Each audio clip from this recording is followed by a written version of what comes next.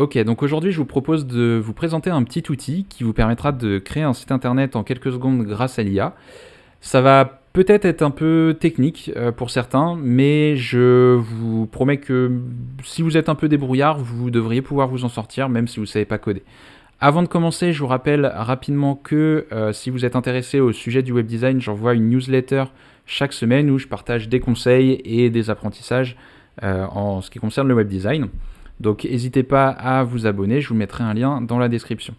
Donc l'outil en question, il s'appelle V0 et c'est celui-là. Donc pour faire très simple, c'est un chat GPT, mais pour créer du code. Donc je vais vous montrer comment ça marche tout de suite.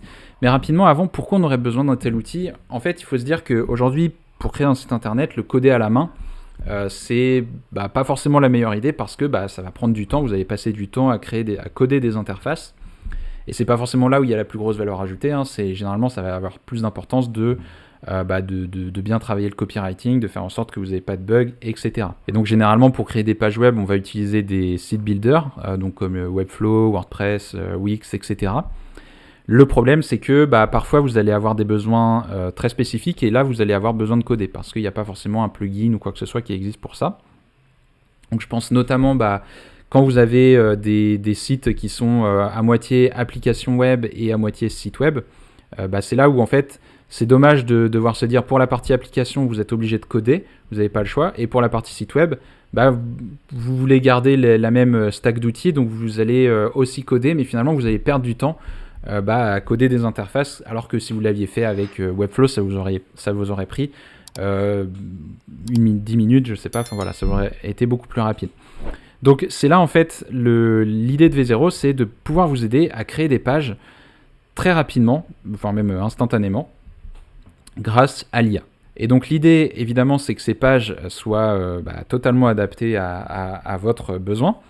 Vous allez voir qu'on n'y est pas forcément tout à fait encore, mais je pense que voilà, le futur est plutôt prometteur, donc voilà. Donc comment ça marche? Alors, je pense que vous êtes un peu habitué maintenant si vous avez déjà utilisé l'IA, ChatGPT ou quoi que ce soit d'autre. On a ici notre petite invite pour écrire des prompts. Et donc on va simplement décrire ce qu'on veut à l'IA et puis elle va le faire pour nous.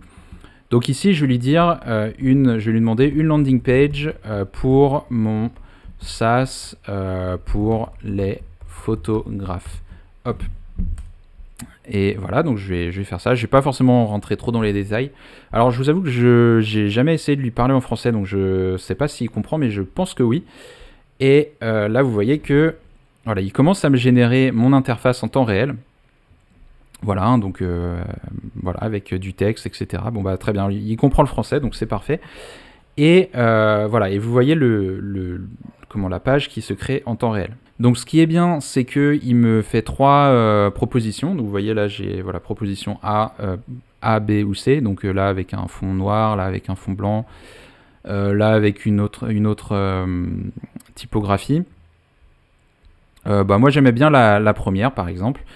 Et vous voyez que là, en quelques secondes, j'ai une landing page qui est très correcte. Évidemment, les couleurs et tout ça, peut-être qu'on va pouvoir les modifier, mais en tout cas, j'ai quelque chose que je pourrais utiliser déjà tel quel comme base. Maintenant, peut-être que j'ai justement envie de faire quelques modifications. Donc ici, par exemple, on est plutôt sur un thème noir et blanc.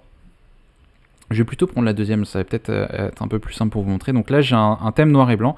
Et je vais lui dire, par exemple, make the primary color, fais en sorte que la couleur principale soit rouge. Donc make the primary color red. Hop, je lui dis ça. Et donc là, il va garder la version que j'ai choisie, donc la version B. Et normalement, il va faire en sorte que la couleur principale soit rouge au lieu de c'était noir avant. Et voilà. Et vous voyez que il reprend la page qu'il avait faite, mais il me change, il me met tout en rouge. Voilà, donc on va attendre que ça se génère tranquillement. Voilà, donc là il a fini de générer la page et vous voyez que comme ça vous pouvez lui demander des petites modifications petit à petit. Et si vous voulez un truc que je trouve vraiment pas mal, si vous voulez vraiment être très précis dans ce que vous voulez changer, par exemple, vous pouvez cliquer sur la petite souris ici et choisir les éléments que vous voulez changer. Donc par exemple, je vais prendre le titre ici. Et là, vous pouvez lui dire quel changement vous voulez faire sur ce titre en particulier. Et donc là, je vais lui dire, voilà, donc je veux que la couleur du texte soit un dégradé de violet vers du rose. Voilà, on va réussir à trouver nos mots. Et donc là, il va me faire... Alors, c'est pas tout à fait ce que je voulais, mais c'est pas grave, pourquoi pas. Moi, je voulais que le texte en question change de couleur. Donc, vous voyez que des fois, il faut faire plusieurs essais. Et finalement, si je suis pas satisfait, hop, je peux revenir. Vous voyez, j'ai un historique des versions. Donc, je peux revenir hop, à la version d'avant. Et je vais changer, je vais réessayer. Là, je vais lui dire make the text color gradient from pink to purple. Voilà, parce que là je lui avais dit background et peut-être que justement il avait mal interprété ça. Donc on va réessayer, on va voir ce que ça donne. Et là vous voyez qu'il me crée une nouvelle version. Et voilà, et c'était ça que je voulais plutôt. Donc voilà, donc vous voyez que vous pouvez vraiment faire plein de générations comme ça et puis petit à petit améliorer votre landing page, enfin votre page. Et quand vous êtes satisfait du résultat, donc vous pouvez regarder, ce qui est génial, c'est que c'est responsive, etc. Voilà, il y a tout ce qu'il faut. Bon, il y a peut-être des trucs peut-être qu'on pourrait améliorer ou quoi que ce soit, mais en tout cas, c'est vraiment une bonne base. Et quand vous êtes content du résultat, vous allez pouvoir l'intégrer directement dans votre application. Donc, hop, pour commencer, ce qu'on va faire, on va regarder la documentation. Et en fait, ce qu'il va falloir faire, c'est d'abord créer un nouveau projet. Alors pour l'instant, le code qui est généré, c'est du code Next.js. Et donc, je vais vous montrer comment ça marche. Donc, vous allez ouvrir un terminal. Donc, si vous êtes sur Mac, vous cherchez l'outil qui s'appelle terminal et vous allez copier-coller la commande qui est là, qui est dans la documentation. Hop, je colle ça, et je fais entrer. Et là, je vais appeler mon projet V0 test, par exemple. Hop. Et là, ils vont vous poser plusieurs questions. Vous pouvez faire entrer. Normalement, tout est déjà configuré comme il faut. Et là, il va créer mon projet. Donc, on va attendre que ça se crée tranquillement. Voilà, donc là, il a terminé de créer mon projet. Et donc, maintenant, ce qu'on va faire, c'est qu'on va ouvrir VS Code. Donc VS Code que vous pouvez télécharger, c'est gratuit, donc ça vous permettra d'éditer du code, tout simplement. Et donc là, je vais aller ouvrir mon projet que j'ai créé, qui est ici, qui s'appelle V0 Test Open. Voilà, et donc là, vous voyez que j'ai mon projet avec du code. Et donc maintenant, comment on va faire? Yes, I trust the author, voilà. Donc maintenant, ce qu'on va faire, c'est on va installer V0 sur le projet. Hop. Donc pour ça, vous ouvrez le terminal du projet. Vous pouvez cliquer en haut là sur terminal et new terminal par exemple pour ouvrir le terminal et vous allez coller la commande qui est dans la documentation de V0, donc npx v0 at latest init. Hop, ça va initialiser V0 sur notre projet. Voilà, et une fois que c'est fait, hop, là on va pouvoir revenir ici à notre landing page.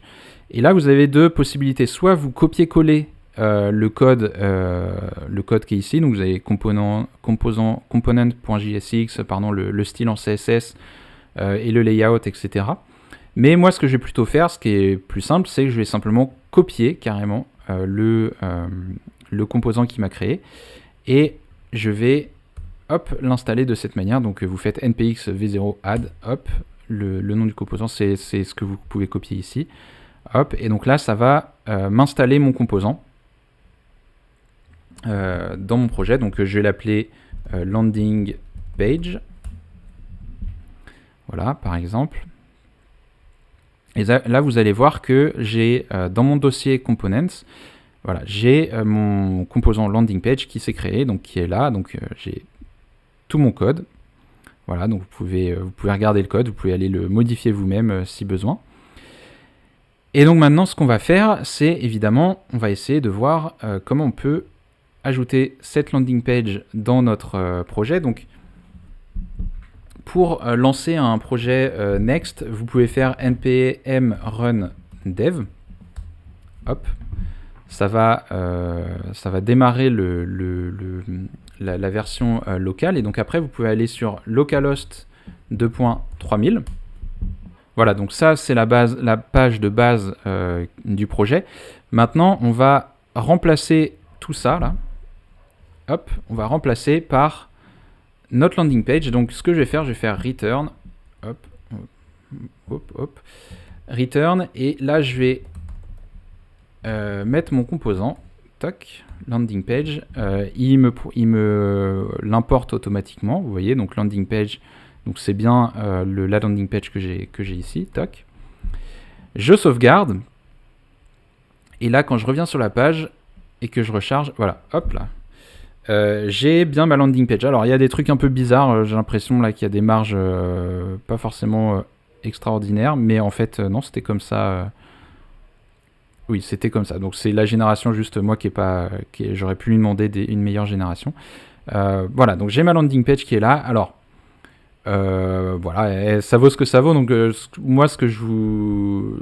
En fait, là, ce que vous voyez, c'est que je pense que c'est très bien pour avoir une base. Maintenant, derrière, vous allez pouvoir... il faudra probablement faire des modifications, etc. Mais en tout cas, ça vous donne une base. Et là, j'ai ma landing page qui fonctionne très bien. Maintenant, si on voulait rajouter des composants, on peut toujours revenir là à tout moment.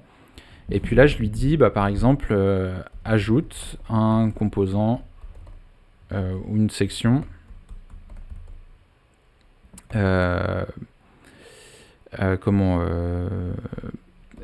avis client. Hop, voilà.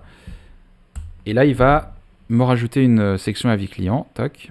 Voilà, donc là, il m'a rajouté une section avis client et donc je peux revenir ici dans mon code, hop, et copier ça et hop, hop, et ajouter mon nouveau composant.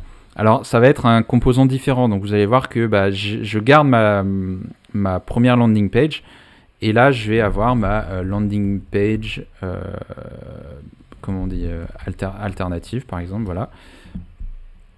Et donc, ça va être ma landing page avec des avis clients. Maintenant, ce qui peut être aussi intéressant, c'est si vous voulez, vous pouvez revenir hop, à l'accueil et créer carrément un nouveau composant. Donc, par exemple, je vais lui dire... crée-moi, on va lui dire fais un composant, fais un formulaire, on va y arriver, formulaire de connexion. Je vais faire entrer. Donc là, il va me créer un nouveau composant à part qui va être un formulaire de connexion. Et donc là, l'idée, c'est, si vous voulez, en fait, faut garder en tête que votre code, c'est modulaire et donc vous pouvez créer plein de petits modules comme ça à gauche à droite. Et après les incorporer dans votre code. Donc là, j'ai créé mon formulaire de connexion, donc très bien, je vais prendre celui-là, je vais l'installer comme les autres, hop, voilà, j'ajoute mon composant, et donc en fait, ce que je voudrais vous montrer, c'est que vous pouvez après, un peu comme des Lego, vous pouvez jouer avec votre, avec votre code, et en fait, créer votre page un peu comme vous le voulez, justement avec les différentes briques que vous avez générées depuis V0. Donc vous pouvez générer un formulaire de connexion, vous pouvez générer, je sais pas, une section avec du pricing, tout ce que vous voulez. Par exemple, là, je vais mettre ma landing page et puis je vais mettre mon login form, si je dis pas de bêtises, tac, login form, voilà, hop. Il m'importe mon formulaire, voilà. Et je vais mettre la alternative pour voir si elle a bien fonctionné, voilà. Hop, et donc là, je fais npm run dev. On relance là le serveur local. Tac. Et là, on va recharger la page pour voir les modifications. Tac, tac, tac. Et voilà, et donc là, vous voyez que j'ai rechargé la page, j'ai bien mon formulaire de connexion qui est apparu là. Bon, la mise en page, c'est un peu n'importe quoi, j'ai pas fait d'effort, mais j'ai mon formulaire de connexion qui est là, j'ai ma landing page et j'ai bien les avis clients, donc tout s'est mis à jour, donc voilà, tout va bien. Et donc après, bah, évidemment, vous pourriez toujours imaginer aller dans votre formulaire, là par exemple, et puis faire des modifications. Là, au lieu de connexion, je pourrais dire inscription, toc. Je pourrais changer le style, etc. Voilà, et les changements seront répercutés ici. Donc après, vous voyez, vous avez toute la totale liberté que vous avez avec du code normal. Donc l'idée là, c'est vraiment d'aller vite, de vous donner une base pour aller vite au début, et puis après d'itérer un peu, de raffiner votre page pour l'améliorer. Donc maintenant, combien ça coûte tout ça? Alors, vous voyez que ici on a la page pricing. Donc, vous voyez que on a un plan gratuit qui vous donne 200 crédits par mois, et donc 200 crédits, ça vous permet de générer pas mal de trucs. Là, vous voyez, je crois que j'en avais 140, un truc comme ça avant de commencer. Donc là, j'en ai utilisé 50 à peu près pour faire 3 composants. Donc c'est pas énorme, mais ça vous permet de jouer un petit peu avec et de voir un peu déjà ce qui est possible de faire. Vous en avez 200 par mois, donc c'est bien pour commencer à découvrir un peu l'outil. Et après, si vraiment vous voulez aller plus loin et vraiment utiliser l'outil beaucoup, vous pouvez payer, c'est 20 $ par mois. Moi, je pense que c'est un pricing intéressant, en fait, surtout si c'est votre métier, en fait, de créer des pages. Je pense que c'est très vite remboursé, donc à ce niveau-là, il n'y a pas trop de soucis. Voilà, donc mon avis sur l'outil, moi je trouve que c'est un très bon outil, c'est assez impressionnant, honnêtement, je trouve déjà de pouvoir faire tout ça. Maintenant, on voit quand même que ça a certaines limitations. Et aujourd'hui, c'est quand même encore important de savoir coder, sinon vous risquez d'être bloqué potentiellement. Même si vous voyez que finalement là, j'ai pas écrit moi-même une seule ligne de code, j'ai fait que des copier-coller. Mais après, si vous voulez vraiment rentrer dans les détails, etc., ça peut être intéressant de savoir coder. Maintenant, moi, je pense que la Vercel, donc, qui est l'entreprise propriétaire de cet outil, a récemment fait une levée de fonds et il prévoit d'investir beaucoup dans l'outil pour l'améliorer. Donc, je pense honnêtement que c'est un avenir assez prometteur. En tout cas, c'est encourageant et moi, en tout cas, ça me donne envie de l'utiliser pour mes projets perso. Et je pense que c'est ça un peu le but. C'est plutôt destiné à des petits créateurs, plutôt des indépendants ou quoi que ce soit, ou peut-être des petites agences qui veulent aller vite, qui veulent créer des interfaces rapidement. Et pour ça, je trouve que l'outil est vraiment top pour ça. Voilà, donc une vidéo un peu différente de ce que j'ai l'habitude de faire. J'espère que ça vous aura plu. Si c'est le cas, n'hésitez pas à mettre un petit like, ça fait toujours plaisir. Vous pouvez commenter V0 pour montrer que vous êtes arrivé jusque-là dans la vidéo. Et puis moi, ça m'aidera pas mal pour le référencement. N'oubliez pas de vous abonner à la chaîne si vous voulez pas louper les prochaines vidéos. Et moi, je vous dis à bientôt.